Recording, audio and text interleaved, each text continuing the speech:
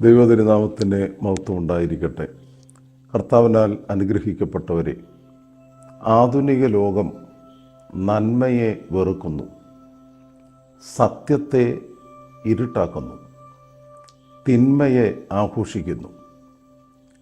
ഈ ചിന്താഗതിക്ക് അനുകൂലമല്ലാത്തവരെ അത് സഹോദരങ്ങളായാലും സ്നേഹിതരായാലും ഗുരുക്കന്മാരായാലും ഭ്രാന്തരെന്ന് വിളിക്കുന്നു.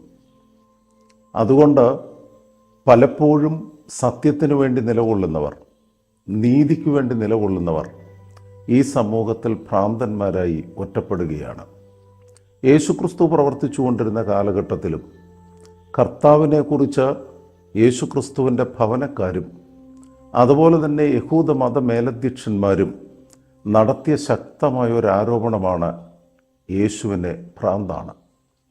വിശുദ്ധ മർക്കോസിൻ്റെ സുവിശേഷം 3-ാം അധ്യായം 20 മുതൽ 30 വരെയുള്ള വാക്യങ്ങൾ പെന്തിക്കോസ്തി പെരുന്നാളിന് ശേഷം 7-ാമത്തെ ഞായറാഴ്ചത്തെ വേദവായനാ ഭാഗമാണ്. ഈ വേദവായനാ ഭാഗത്തിൻ്റെ പ്രതിപാദ്യ വിഷയമെന്ന് പറയുന്നത് യേശുക്രിസ്തു കപ്പർന്നഹൂമിൽ തൻ്റെ താമസ സ്ഥലത്തെ ഭവനത്തിലേക്ക് വരുന്നു. കർത്താവിൻ്റെ ജന്മദേശം ബേത്ലഹേമാണ്. യേശുക്രിസ്തുവിൻ്റെ ഹോം ടൗൺ, ജന്മനഗരം നസ്രത്താണ്. എന്നാൽ കർത്താവ് തൻ്റെ പരസ്യ ശുശ്രൂഷയുടെ സമയത്ത് താമസിച്ചിരുന്നത് കപ്പർന്നഹൂമിലാണ്. അതുകൊണ്ട് യേശുക്രിസ്തുവിൻ്റെ ഹോം ടൗൺ ആയിട്ട് കപ്പർന്നഹൂമിനെ കുറിച്ചും പറയുന്നുണ്ട്. കപ്പർന്നഹൂമിലെ സ്വന്തം ഭവനത്തിലേക്ക് കർത്താവ് വരുന്നു. ആ സമയത്ത് വലിയ പുരുഷാരം യേശുക്രിസ്തുവിനെ തിക്കി തിരക്കി കർത്താവിൻ്റെ സന്നിധിയിലേക്ക് അടുത്തു വരുന്നു. പുരുഷാരം കാരണം യേശുക്രിസ്തുവിന് ഭക്ഷണം പോലും കഴിക്കുവാൻ സാധിക്കുന്നില്ല. ആ സമയത്താണ് ഭവനക്കാർ യേശുവിനെ പിടിച്ച് ഒരു സുരക്ഷിത സ്ഥലത്തേക്ക് മാറ്റാം എന്ന ചിന്തയിലായിരിക്കാം ഭവനക്കാർ പറയുന്നു, ഇവന് മനോഭ്രാന്ത് അല്ലെങ്കിൽ ഇവന് മാനസികമായ വിഭ്രാന്തി ഉളവായിരിക്കുന്നുവെന്ന്. യേശുക്രിസ്തുവിനെ കുറിച്ച് ഈ ഒരു ധാരണ കർത്താവിൻ്റെ ഭവനക്കാരെ പറയുകയാണ്.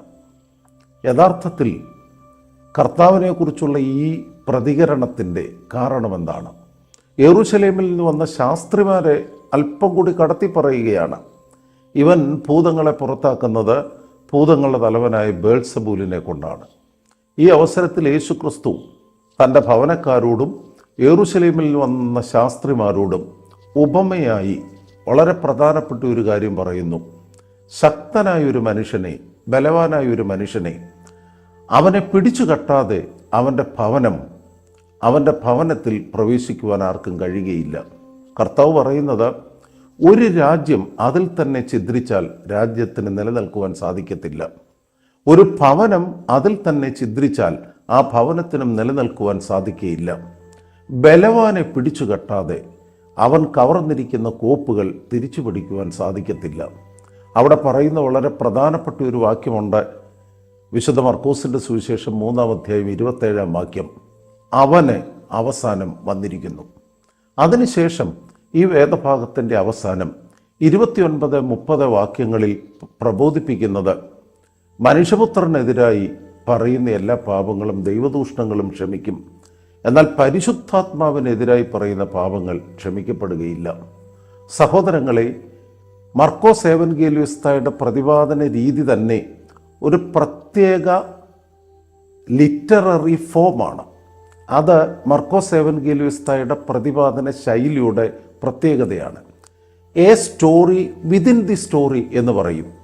ഒരു സംഭവത്തിനകത്ത് മറ്റൊരു സംഭവം കൂട്ടിച്ചേർത്ത് പ്രതിപാദിക്കുന്ന ശൈലിയാണ് പരിശുദ്ധനായ മർക്കോസ് ഏവൻഗേലിയോസ്ത അദ്ദേഹത്തിൻ്റെ സുവിശേഷ രചനയിൽ സ്വീകരിച്ചിരിക്കുന്നത്. ആദ്യം എഴുതപ്പെട്ട സുവിശേഷവും വിശുദ്ധ മർക്കോസിൻ്റെ സുവിശേഷമാണല്ലോ. ഇവിടെ മർക്കോസ് ഏവൻഗേലിയോസ്ത വിവരിക്കുന്നത് ഒന്നിനോട് ചേർന്ന് മറ്റൊന്ന് അടുക്കി വച്ചിരിക്കുന്ന ഒരു ശൈലിയിൽ. ഭവനക്കാരുടെ വിയോജിപ്പ്, യെരൂശലേമിലെ ശാസ്ത്രിമാരുടെ വിയോജിപ്പ്, ഈ രണ്ടു കൂട്ടരെയും കർത്താവ് എന്താണ് സത്യം എന്നത് പഠിപ്പിക്കുന്നു. അതുപോലെ തന്നെ യേശുവിന് ചുറ്റും കൂടുന്ന വലിയൊരു പുരുഷാരം, ഇത്രയും അടങ്ങിയ ഒരു സംഭവമാണ് വിശുദ്ധ മർക്കോസിൻ്റെ സുവിശേഷം 3-ാം അധ്യായം 20 മുതൽ 30 വരെയുള്ള വാക്യങ്ങളിൽ പ്രതിപാദിക്കുന്നത്.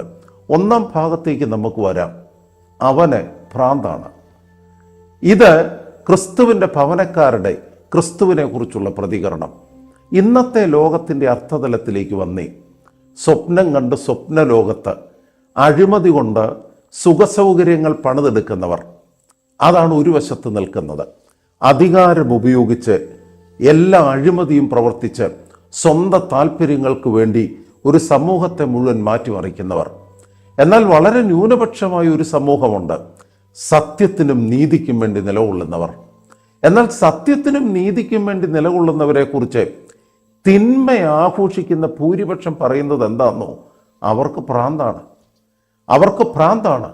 ഇന്നത്തെ ലോകത്തിൽ ഈ ലോകം തന്നെ അതിനെ ഗ്രസിച്ചിരിക്കുന്ന വലിയൊരു കാഴ്ചപ്പാടെന്ന് പറയുന്നത് ആഘോഷമാണ്, ജീവിതം സുഖിക്കാനുള്ളതാണ് എന്ന കാഴ്ചപ്പാടാണ്. എന്നാൽ നീതിബോധത്തോടും ദൈവാശ്രയത്തോടും കൂടി തിന്മകളുടെ വഴിയിൽ നിന്ന് മാറി നിൽക്കുന്നവർ, അത് സ്ത്രീയാണെങ്കിലും പുരുഷനാണെങ്കിലും, മറ്റുള്ളവർ പറയും അവൾക്ക് വട്ടാണ്, അവന് ഭ്രാന്താണ്. കാര്യം ഈ ലോകം ആസ്വാദനത്തിനുള്ള ലോകമാണ്. ഈ ലോകത്തിൻ്റെ എല്ലാ മേഖലകളിലും മനുഷ്യർ സുഖിക്കുകയാണ്. എന്നാൽ ഇവൻ മാത്രം എന്തേ ഇങ്ങനെ ജീവിക്കുന്നു? നമുക്കറിയാം, ഭയഭക്തിയോടെ ജീവിക്കുക, പ്രതിദിനം പ്രാർത്ഥിക്കുക, നന്മ പ്രവർത്തിക്കുക, ജീവിതത്തിൻ്റെ ആർഭാടങ്ങളിൽ നിന്നും ആഘോഷങ്ങളിൽ നിന്നും വിട്ടുനിന്ന് വിശുദ്ധിയോടെ ജീവിക്കുക. അങ്ങനെയുള്ള മനുഷ്യർക്ക് ഇന്ന് ചാർത്തപ്പെടുന്ന വിശേഷണമാണ് ഭ്രാന്ത്. ഇതുതന്നെയല്ലേ ഒരു പരിധിവരെ യേശുക്രിസ്തുവിൻ്റെ മേൽ ഭവനക്കാരും ആരോപിച്ചത്? വളരെ പ്രധാനപ്പെട്ട ചില വിശകലനങ്ങൾ ഇവിടെ ഉണ്ട്. ഒന്ന്, ഭവനക്കാരുടെ ജീവിത വീക്ഷണവും യേശുക്രിസ്തുവിൻ്റെ ജീവിത വീക്ഷണവും തമ്മിൽ വ്യത്യസ്തമാണ്. യെരൂശലേമിലെ മതമേലധ്യക്ഷന്മാരുടെ ജീവിത വീക്ഷണവും യേശുക്രിസ്തുവിൻ്റെ ജീവിത വീക്ഷണവും വ്യത്യസ്തമാണ്. അതുകൊണ്ടാണ് അവർ പറയുന്നത് ഇവന് ഭ്രാന്ത് പിടിച്ചിരിക്കുന്നുവെന്ന്. ഈജിപ്തിലെ മരുഭൂമിയിൽ അധിവസിച്ചിരുന്ന വിശുദ്ധനായ മോർ അന്തോനിയോസിന്റെ ഒരു വാചകം യഥാർത്ഥത്തിൽ ഇവിടെ വളരെ പ്രസക്തമാണ്. അദ്ദേഹം പറയുന്നു, മനുഷ്യർ ഭ്രാന്തന്മാരെ പോലെ പെരുമാറുന്ന ഒരു സമയം വരുന്നു. ആരെങ്കിലും അപ്രകാരം പെരുമാറാതെ കണ്ടാൽ അവനെതിരാകും. എന്നിട്ട് പറയും അവൻ ഭ്രാന്തനാണ്, കാരണം അവൻ നമ്മെ പോലെ പ്രവർത്തിക്കുന്നില്ല. ഇതാണ് ഇന്നത്തെ ലോകത്തിൻ്റെ കാരണം. നമ്മെപ്പോലെ ഒരുവൻ പ്രവർത്തിക്കുന്നില്ല എന്ന് നമുക്ക് തോന്നിയാൽ നമ്മുടെ വീക്ഷണം അവന് ഭ്രാന്താണ്. യേശു ക്രിസ്തു ബഹുപുരുഷാരത്തിൻ്റെ മധ്യേ നിൽക്കുന്നു. ആരാണ് ഈ പുരുഷാരം? അത് വിശകലനം ചെയ്യുമ്പോഴാണ് ഈ വേദഭാഗത്തിൻ്റെ മനോഹര അർത്ഥതലത്തിലേക്ക് കടന്നു വരുന്നത്. ഗ്രീക്ക് ഭാഷയിൽ ലാവോസ് എന്ന് പറഞ്ഞാൽ അർത്ഥം ജനം എന്നാണ്. എന്നാൽ പുരുഷാരത്തിന് ഉപയോഗിക്കുന്ന വാക്ക് ഒക്കലോസ്. ഒക്കലോസ്, അതിൻ്റെ പ്ലൂറൽ ഒക്കലോയി. യഥാർത്ഥത്തിൽ ജനം അത് യഹൂദ സമൂഹമാണ്, വിളിച്ചു വേർതിരിക്കപ്പെട്ട ദൈവജനം. പരീശന്മാരും സാദൂക്യരും യഹൂദ മതനേതൃത്വത്തിൽ ഉൾപ്പെടുന്നവരുമായ ദൈവജനം. അതേസമയം ഗലീലക്കടലിലും തിബരിയോസിന്റെ തീരത്തുമുള്ളത് വെറും പുരുഷാരം. അവർ ഇടയനില്ലാത്ത ആടുകളെ പോലെ ചിതറിയവരും കുഴഞ്ഞവരുമാണ്. നസ്രായക്കാരൻ്റെ ചുറ്റും നിൽക്കുന്നത് പുരുഷാരമാണ്. വിശുദ്ധ മർക്കോസ് എവൻഗേലിയോസ്തായുടെ വിവരണത്തിൽ, സുവിശേഷത്തിൽ 16 അധ്യായമുള്ളതിൽ 14 പ്രാവശ്യവും പ്രതിപാദിക്കുന്നത് പുരുഷാരത്തെ കുറിച്ചാണ്. പുരുഷാരം വിശുദ്ധ മർക്കോസ് എവൻഗേലിയോസ്തായുടെ സുവിശേഷത്തിന്റെ ഒരു വളരെ പ്രധാനപ്പെട്ട ഘടകമാണ്. പുരുഷാരം ജനം അല്ലാത്തവരാണ്. ജനം അല്ലാത്തവരാണ്. ആരാണ് ജനം? ജനം ആമോ ദാലോഹോ എന്ന് സുറിയാനിയിൽ പറയും.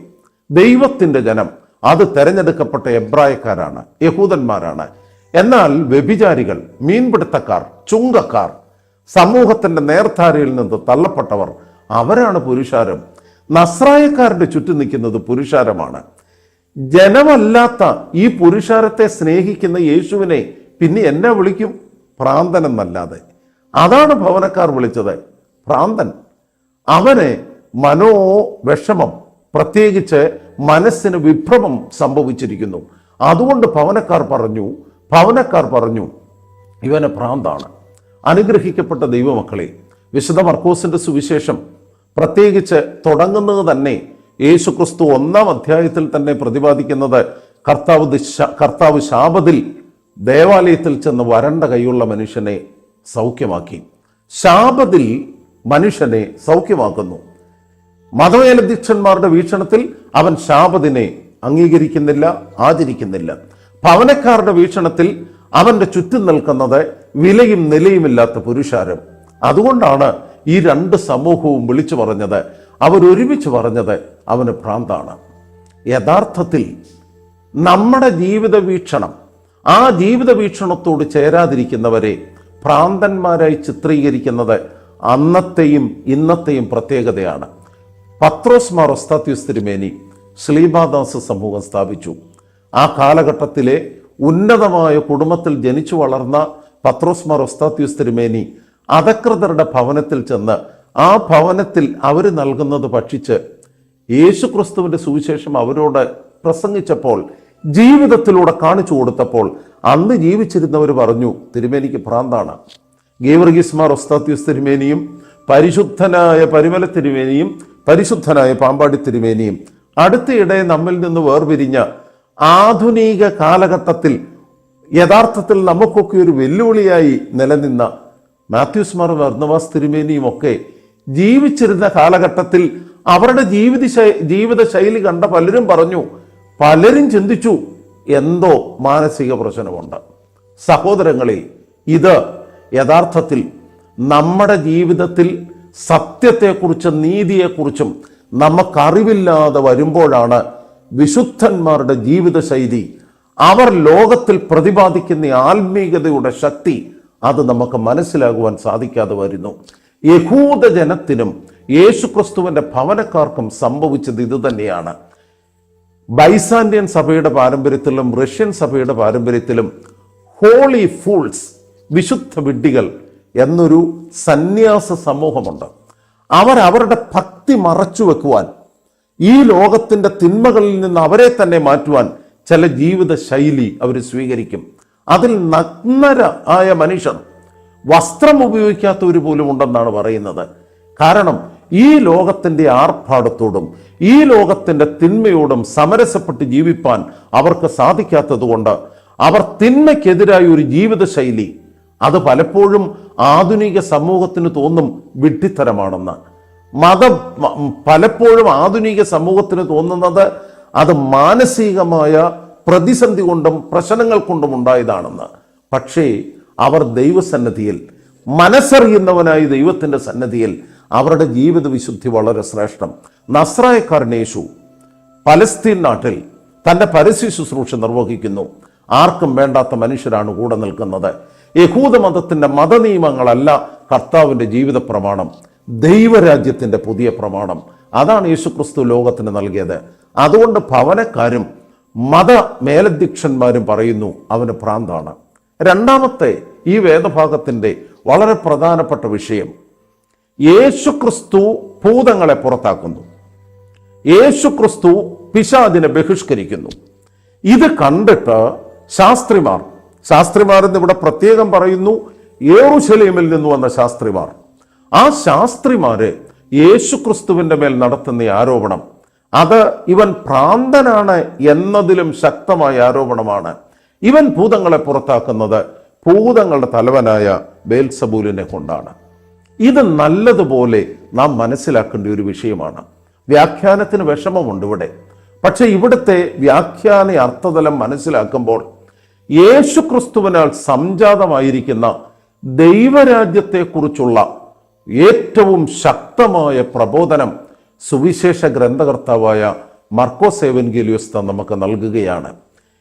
പിശാചിനെ ബഹിഷ്കരിക്കുന്നത് ദൈവരാജ്യ സംസ്ഥാപനത്തിലെ വളരെ പ്രധാനപ്പെട്ട പ്രവൃത്തിയാണ്. മർക്കോസ് എവൻഗേലിയോസ്തായുടെ സുവിശേഷം ആരംഭിക്കുന്നത് തന്നെ യേശുക്രിസ്തുവിന്റെ മാമോദീസായും അതുപോലെ തന്നെ മരുഭൂമിയിലേക്ക് കർത്താവ് യാത്രയാകുന്നതുമാണ്. മരുഭൂമിയിൽ ചെന്ന് പിശാചുമായിട്ടുള്ള പ്രലോഭനത്തെ കർത്താവ് അഭിമുഖീകരിക്കുന്നു. അതിനുശേഷം യേശുക്രിസ്തു മരുഭൂമിയിൽ നിന്ന് കടന്നു വരുന്ന ഉടൻ തന്നെ യേശുക്രിസ്തു ചെയ്യുന്നത് പിശാചുക്കളെ പുറത്താക്കുന്നു. പിശാച് ബാധിച്ച മനുഷ്യൻ കർത്താവിനെ കണ്ടിട്ട് നിലവിളിച്ചു. യേശുക്രിസ്തുവിനെ കണ്ടിട്ട് നിലവിളിച്ചിട്ട് പറഞ്ഞു, നീ ആരാണെന്ന് ഞങ്ങൾക്കറിയാം, നീ ദൈവത്തിന്റെ പരിശുദ്ധൻ തന്നെ. പിശാചുക്കൾ അവനെ അറിഞ്ഞു, പിശാചുക്കൾ അവനെ തിരിച്ചറിഞ്ഞു എന്നതാണ് മർക്കോസ് എവൻഗേലിയോസ്തായുടെ പ്രതിപാദനം. എന്താണ് ഇതിൻ്റെ അർത്ഥതലം? യേശുക്രിസ്തുവിൻ്റെ മാമോദീസായിലൂടെ സമാരംഭിക്കപ്പെട്ട കർത്താവിൻ്റെ പരസ്യ ശുശ്രൂഷ, ആ പരസ്യ ശുശ്രൂഷയിലൂടെ കർത്താവ് ഒരു യുദ്ധം, ശക്തമായൊരു യുദ്ധം ആരംഭിച്ചു. ആ യുദ്ധത്തെക്കുറിച്ച് പിതാക്കന്മാർ പറയുന്നത് a cosmic battle with Satan. പ്രാപഞ്ചികമായ ഒരു സംഘട്ടനം. ആരോട്? പിശാചിനോട്. പിശാചുമായിട്ടുള്ള സംഘട്ടനം കർത്താവിൻ്റെ മാമോദീസായിലൂടെ സമാരംഭിക്കുകയാണ്. അതുകൊണ്ടാണ് പിശാചിൻ്റെ അധിവാസ സ്ഥലമായ മരുഭൂമിയിലേക്കാണ് കർത്താവ് ചെന്നത്. പിശാചിൻ്റെ അധിവാസ സ്ഥലമായ മരുഭൂമിയിലേക്ക്, അത് സെമറ്റിക് പാരമ്പര്യത്തിലെ വളരെ ശക്തമായ ഒരു പഠിപ്പിക്കലാണ്. Desert is the dwelling place of devil. മരുഭൂമി എന്ന് പറയുന്നത് പിശാചിന്റെ അധിവാസ സ്ഥലം. മനുഷ്യന്റെ അധിവാസ സ്ഥലം എന്താണ്? Paradise is the dwelling place of human being. പറുദീസയാണ് മനുഷ്യന്റെ അധിവാസ സ്ഥലം. മനുഷ്യന്റെ അധിവാസ സ്ഥലമായ പറുദീസയിൽ വന്ന് മനുഷ്യനെ പാപത്തിൽ വീഴിച്ചു സാത്താൻ. അതുകൊണ്ട് യേശുക്രിസ്തു തന്റെ രക്ഷാകര പദ്ധതിയുടെ തുടക്കമായി പിശാചിന്റെ അധിവാസ സ്ഥലമായ മരുഭൂമിയിൽ ചെന്ന് പിശാചിനെ തോൽപ്പിച്ചു. പിശാചിനെ കീഴടക്കി എന്നതിൻ്റെ തെളിവാണ് പിശാചിനെ കർത്താവ് പുറത്താക്കുന്നത്. അതുകൊണ്ടാണ് യേശുക്രിസ്തു ഉപമയായിട്ട് പറഞ്ഞത്, ഞാൻ ഭൂതങ്ങളെ പുറത്താക്കുന്നത് ബേൽസബൂലിനെ കൊണ്ടെന്ന് നിങ്ങൾ പറയുന്നത് എന്ത്?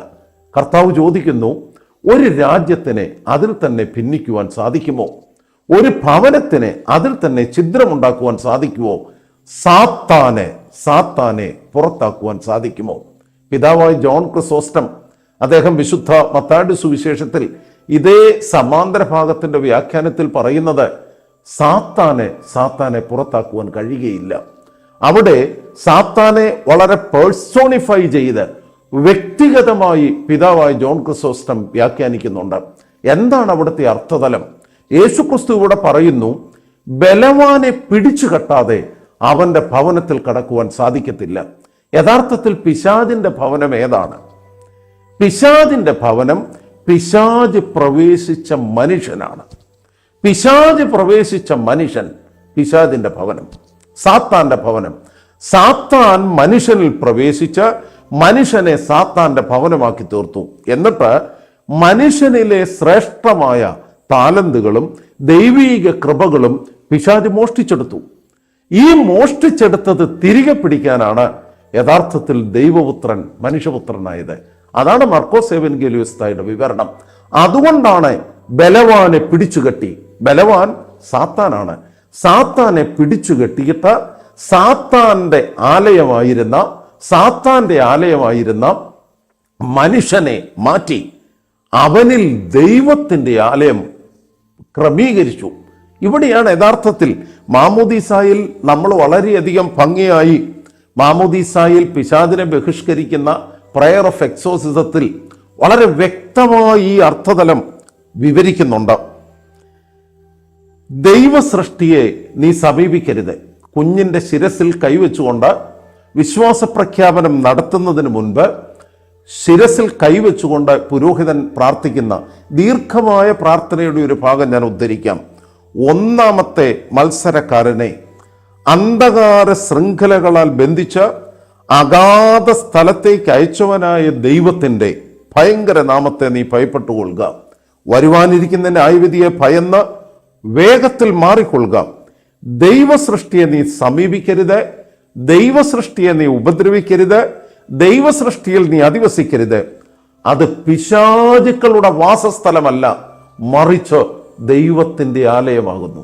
അനുഗ്രഹിക്കപ്പെട്ട ദൈവമക്കളെ, യഥാർത്ഥത്തിൽ ഭൂതങ്ങളെ പുറത്താക്കുന്നത് ദൈവരാജ്യ സംസ്ഥാപനത്തിന്റെ പ്രക്രിയയാണ്. ഭൂതങ്ങളെ പുറത്താക്കുന്നതിലൂടെ നിർവഹിക്കുന്നത് എന്താണ്? പിശാചുക്കളുടെ അധിവാസ സ്ഥലമായിരുന്നതിനെ അതിൽ നിന്ന് ആ ബലവാനായ സാത്താനെ പിടിച്ചുകെട്ടി അവന്റെ കോപ്പ് കവർന്നെടുത്തിട്ട് ആ പിശാചിന്റെ അധിവാസ സ്ഥലത്തെ ദൈവത്തിന്റെ ആലയമായി പുനർക്രമീകരിക്കുക. ഇതാണ് മനുഷ്യാവതാരത്തിന്റെ മഹിമ. ഇതാണ് മനുഷ്യാവതാരത്തിന്റെ മഹനീയ ഉദ്ദേശം. പരിശുദ്ധനായ മാർ അപ്രയും വളരെ പ്രധാനപ്പെട്ട 3 ഇമേജസിലൂടെ, 3 പ്രത്യേക ഉപമകളിലൂടെ എന്ന് നമുക്ക് പറയാം, രൂപങ്ങളിലൂടെ ഈ കാര്യം വ്യക്തമാക്കുന്നു. ഒന്ന്, സർവശക്തനായ ദൈവം സ്വർഗാദി സ്വർഗങ്ങളെ ഉപേക്ഷിച്ച് കന്യകയുടെ ഉദരത്തിലേക്ക് കടന്നു വന്നു. കന്യകയുടെ ഉദരത്തിൽ വസിച്ചത് മുഖാന്തിരം വീണുപോയ മനുഷ്യവർഗത്തെ മുഴുവൻ സർവശക്തനായ ദൈവം ശുദ്ധീകരിച്ച് പുനരായി ക്രമീകരിച്ച് ദൈവത്തിന്റെ ഭവനമാക്കി തീർത്തു. മറിയാമിൽ നിന്ന് ശരീരം ധരിച്ചു എന്ന് പറഞ്ഞാൽ വീണുപോയ ശരീരം, ആ വീണുപോയ ശരീരമാണ് ദൈവപുത്രൻ സ്വീകരിച്ചത്. എന്നാൽ ദൈവപുത്രൻ വീണുപോയ ശരീരത്തെ സ്വീകരിച്ച് ആ ശരീരത്തെ ശുദ്ധീകരിച്ച് അത് ദൈവത്തിന്റെ ആലയമാക്കി തീർത്തു. ഒന്ന് മറിയാമിന്റെ ഉദരം, രണ്ടാമത്തേത് യോർദാന്റെ ഉദരം. അവൻ മാമോദീസായ്ക്ക് വേണ്ടി യോർദാൻ നദിയിൽ ഇറങ്ങി. യോർദാൻ നദിയിൽ ഇറങ്ങിയത് മുഖാന്തിരം വീണുപോയ പ്രപഞ്ചത്തെ, പിശാചിന്റെ അധിവാസ സ്ഥലമായിരുന്ന പ്രപഞ്ചത്തെ അവൻ ശുദ്ധീകരിച്ച് ദൈവത്തിന്റെ ആലയമാക്കി തീർത്തു. മൂന്നാമത് പിതാവായ അപ്രയം പറയുന്ന മനോഹരമായ ഒരു വിശദീകരണം, അവൻ പാതാളത്തിലേക്ക് ഇറങ്ങിച്ചെന്നു. പാതാളത്തിലേക്ക് ഇറങ്ങിച്ചെന്നു. പാതാളത്തിന്റെ ഉദരത്തിലേക്ക് ഇറങ്ങിച്ചെന്ന അവിടെ പിശാചിനാൽ ബന്ധിക്കപ്പെട്ട തന്റെ സൃഷ്ടിയെ അവൻ വീണ്ടെടുത്ത് പിശാചിന്റെ ആലയമായിരുന്നതിനെ ദൈവത്തിന്റെ ഭവനമായി രൂപാന്തരപ്പെടുത്തി. പിതാവായ അപ്രേമിന്റെ വാക്യത്തിൽ പറഞ്ഞാൽ 3 ഗർഭപാത്രങ്ങൾ, ഒന്ന് മറിയാമിന്റെ ഗർഭപാത്രം, രണ്ടാമത്തേത് യോർദാന്റെ ഗർഭപാത്രം, മൂന്നാമത്തേത് പാതാളത്തിന്റെ ഗർഭപാത്രം. The womb of virgin saint Mary, the womb of river Jordan and the womb of Sheol. ഇവിടെ 3 സ്ഥലത്തും നസ്രായക്കാരൻ സർവശക്തനായ ദൈവം ഇറങ്ങിച്ചെന്ന് അതിനെ ശുദ്ധീകരിച്ചു. ബലവാനെ പിടിച്ചുകെട്ടി അവന്റെ കോപ്പ് കവർന്ന് ബലവാന്റെ അധികാരം നശിപ്പിച്ച് യേശു ക്രിസ്തു ഭൂതങ്ങളെ പുറത്താക്കി മനുഷ്യനെ ശുദ്ധീകരിച്ചു. അതുകൊണ്ടാണ് 27-ാമത്തെ വാക്യത്തിൽ മർക്കോസ് എവൻഗേലിസ്ത കർത്താവിന്റെ വാക്ക് മനോഹരമായി ഉദ്ധരിക്കുകയാണ്. അവനെ അവസാനം വന്നിരിക്കുന്നു. അവനെ അവസാനം വന്നിരിക്കുന്നു.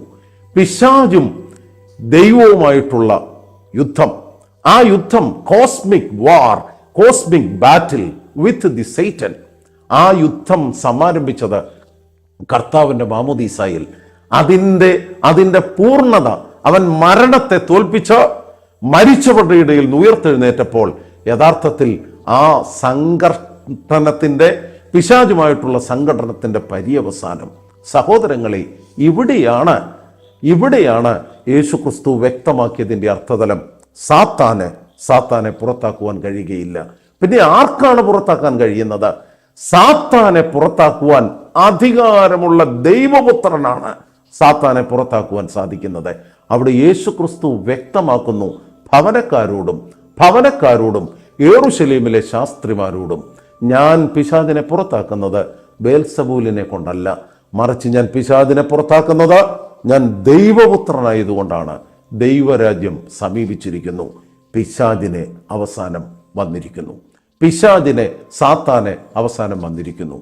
ഇത് പറഞ്ഞതിന് ശേഷം കർത്താവ് പറയുന്ന വളരെ പ്രധാനപ്പെട്ട 3-ാമത്തെ ഭാഗം, മനുഷ്യപുത്രനെതിരായ ദൈവദൂഷണങ്ങൾ ക്ഷമിക്കപ്പെടും, എന്നാൽ പരിശുദ്ധാത്മാവിനെതിരായത് ക്ഷമിക്കപ്പെടത്തില്ല. ഇത് മനസ്സിലാകണമെങ്കിൽ ഞാൻ ഇപ്പൊ പറഞ്ഞ വിശദീകരണത്തിന്റെ ഒരു തുടർച്ച മനസ്സിലാകണം. ഭൂതങ്ങളെ പുറത്താക്കുന്നത്, പിശാചുക്കളെ ബഹിഷ്കരിക്കുന്നത് മശിഹ കാലഘട്ടത്തിന്റെ പ്രത്യേകതയും അടയാളവുമാണെന്ന് യെരൂശലേമിലെ ശാസ്ത്രിമാർക്ക് അറിയായിരുന്നിട്ടും അവർ സത്യത്തെ മറച്ചു വെക്കുന്നു. അവർക്കറിയാം, വെളിച്ചത്ത് ജീവിച്ചിട്ട് അവർ വെളിച്ചത്തെ മനസ്സിലാക്കുന്നില്ല എന്നതിനേക്കാൾ ഉപരി അവർ വെളിച്ചത്തെ ഇരുട്ടെന്ന് വിളിക്കുന്നു. അതാണ് പരിശുദ്ധാത്മാവിനെതിരായ പാപം. അവിടെയാണ് കർത്താവ് പറയുന്നത്, പരിശുദ്ധാത്മാവിനെതിരായ പാപം ഈ ലോകത്തും വരുവാനിരിക്കുന്ന ലോകത്തും ക്ഷമിക്കപ്പെടത്തില്ല. പിതാവായ ജോൺ ക്രിസോസ്റ്റവും അതുപോലെ തന്നെ നമ്മുടെ പിതാക്കന്മാരുടെ വിശദീകരണത്തിൽ പറയുന്നത്, പാപമോചനം പരിശുദ്ധാത്മാവ് നൽകുന്ന കൃപയാണ്. പരിശുദ്ധാത്മാവ് പാപമോചനം നൽകുന്നത് അനുതാപം, വ്യക്തികൾക്ക് പാപം ചെയ്തവർക്ക് അനുതാപം ലഭിക്കുമ്പോഴാണ്. എന്നാൽ തിന്മയിൽ ജീവിക്കുകയും നന്മയെ വെറുക്കുകയും ചെയ്യുന്നവർ, അവർ തിന്മയെ ആഘോഷിക്കും. തിന്മയെ ആഘോഷിക്കുന്ന സാഹചര്യത്തിൽ ഒരിക്കൽ പോലും മനസ്സിലേക്ക് അനുതാപം വരത്തില്ല. അനുതാപം വരാത്തത് കൊണ്ടാണ് പരിശുദ്ധാത്മാവിനായ എതിരായ പാപത്തിന് പാപമോചനം ലഭിക്കാതെ പോകുന്നത്. അനുഗ്രഹിക്കപ്പെട്ട ദൈവമക്കളെ, ഇന്നത്തെ ലോകത്തിൽ നാം അധിവസിക്കുന്ന ജീവിത സാഹചര്യത്തിൽ ഞാൻ ഓർമ്മിപ്പിച്ചതുപോലെ സത്യത്തിനു വേണ്ടി, നീതിക്ക് വേണ്ടി, യഥാർത്ഥത്തിലുള്ള ജീവിത തത്വത്തിനു വേണ്ടി നിലകൊണ്ടുകൊണ്ട് ജീവിച്ചാൽ പലരും നമ്മെ അധിക്ഷേപിക്കും ഭ്രാന്തരെന്ന്. പക്ഷെ നാം വിഷമിക്കേണ്ട. യേശുക്രിസ്തുവിനെ ഭവനക്കാരും യെരൂശലേമിൽ നിന്ന് വന്ന മതമേലധ്യക്ഷന്മാരും കർത്താവിനെ ഭ്രാന്തനെന്ന് വിളിച്ചു. എന്നാൽ കർത്താവ് വ്യക്തമാക്കി കൊടുത്തു. എന്താണ് വ്യക്തമാക്കി കൊടുത്തത്? യഥാർത്ഥത്തിലുള്ള സത്യത്തെക്കുറിച്ചുള്ള ബോധ്യം. അവിടെ ദൈവത്തിൻ്റെ പരിശുദ്ധാത്മാവാണ് നമ്മൾ പ്രവർത്തിക്കുന്നത്. അത് നീതിക്ക് വേണ്ടി നിലകൊള്ളുന്ന ജീവിത സാഹചര്യവും വീക്ഷണവുമാണ്. യേശുക്രിസ്തു അത് വിവരിച്ചത് എങ്ങനെയാണ്? കർത്താവ് പറയുന്നു, ഈ ലോകത്തിൻ്റെ തിന്മകളെ മാറ്റി ഭൂതങ്ങളെ പുറത്താക്കി അവയെ പിടിച്ചുകെട്ടി ബന്ധിക്കുവാനുള്ള അവകാശം ദൈവപുത്രൻ എന്ന നിലയിൽ കർത്താവിന് ലഭിച്ചിരിക്കുന്നു. യേശുക്രിസ്തുവും പിശാചുമായിട്ടുള്ള യുദ്ധം, യഥാർത്ഥത്തിൽ ഇതാണ് ആത്മീക സംഘട്ടനം എന്ന് നമ്മുടെ പിതാക്കന്മാർ പറയുന്നത്. ശവസംസ്കാര ശുശ്രൂഷയിൽ തൈലമൊഴിക്കുമ്പോൾ, അവസാനം തൈലമൊഴിക്കുമ്പോൾ നമ്മൾ പ്രാർത്ഥിക്കും, യുദ്ധങ്ങളിൽ നിന്നുള്ള സംരക്ഷണം, പ്രയത്നങ്ങളിൽ നിന്നുള്ള വിശ്രമം, പരിശുദ്ധന്മാരോടുകൂടിയുള്ള സഹവാസം. യേശുക്രിസ്തു നിർവഹിച്ച അതേ ജീവിത പോരാട്ടം വിശ്വാസികൾ എന്ന നിലയിൽ വിശുദ്ധ മാമോദീസ മുതൽ പിശാചുമായിട്ട് നമ്മൾ യുദ്ധത്തിലാണ്. പിശാചുമായിട്ടുള്ള യുദ്ധത്തിൽ അവനെ പിടിച്ചുകെട്ടി പിശാചിനെ ബഹിഷ്കരിക്കുവാനുള്ള ആത്മീയ അധികാരവും ശക്തിയും സർവശക്തനായ ദൈവം വിശുദ്ധ മാമോദീസയിലൂടെ നമുക്ക് നൽകിയിരിക്കുന്നു. അതുകൊണ്ടാണ് മാമോദീസ സ്വീകരിച്ചവർ മരണത്തെ വിട്ട ന്യായവിധിയേക്കപ്പുറമായി നിത്യജീവനിലേക്ക് പ്രവേശിച്ചിരിക്കുന്നു. അതുകൊണ്ടാണ് തൈലം ഒഴിക്കുമ്പോൾ യുദ്ധങ്ങളിൽ നിന്നുള്ള സംരക്ഷണം, പിശാചുമായിട്ട് നിർവഹിച്ച ആത്മീക സംഘടനത്തിൽ നിന്നുള്ള പരിരക്ഷ, പ്രയത്നങ്ങളിൽ നിന്നുള്ള വിശ്രമം, വിശുദ്ധന്മാരോടുകൂടിയുള്ള സഹവാസം. ആ സൗഭാഗ്യത്തിലേക്ക് ഞാനും നിങ്ങളും വിളിക്കപ്പെട്ടിരിക്കുന്നു. സത്യത്തെ സത്യമായി കാണണം, വെളിച്ചത്തെ വെളിച്ചമായി കാണണം. വെളിച്ചത്തെ ഇരുട്ടെന്ന് വിളിച്ചാൽ, നന്മയെ തിന്മയെന്ന് വിളിച്ചാൽ അത് പരിശുദ്ധാത്മാവിനെതിരായ പാപമാണ്. അത് ദൈവം ക്ഷമിക്കത്തില്ല. സഹോദരങ്ങളെ, വിശുദ്ധിയോടെ ജീവിക്കാം, തിന്മയ്ക്കെതിരെ പോരാടാം, നന്മയെന്ന് വിളിക്കാം. ദൈവം നമ്മെ അനുഗ്രഹിക്കട്ടെ.